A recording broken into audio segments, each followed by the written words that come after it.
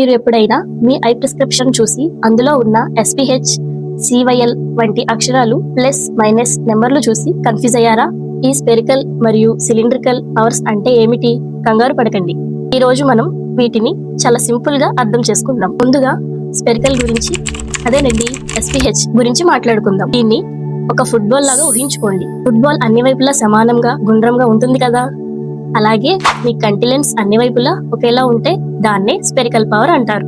Minus అంటే దీన్ని myopia అంటారు, దూరపు చూపు సరిగ్గా లేకపోవడం అంటారు. ప్లస్ అంటే దీన్ని హైపరోపియా, దగ్గర చూపు సరిగ్గా లేకపోవడం అంటారు. సారాంశంగా చెప్పాలంటే కాంతి మీ కంటిలో ఒకే చోట ఫోకస్ అయినప్పుడు ఈ స్పెరికల్ లెన్స్ ఆ కాంతిని సరిగ్గా రెటీనా మీద పడేలా చేస్తుంది.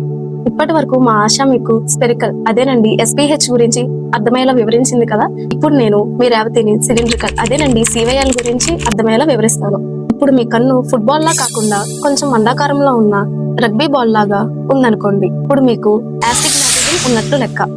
దీనివల్ల కాంతి కంటిలోకి వెళ్ళినప్పుడు ఒకవైపు కాకుండా వేరువేరు చోట్ల ఫోకస్ అవుతుంది. దీనివల్ల వస్తువులు మస్కగా లేదా సాగదీసినట్లు కనిపిస్తాయి. ఈ లోపాన్ని సరిచేయడానికి మనకు సిలిండ్రికల్ లెన్స్ అవసరం. దీనితో పాటు యాక్సెస్ నెంబర్ కూడా ఉంటుంది.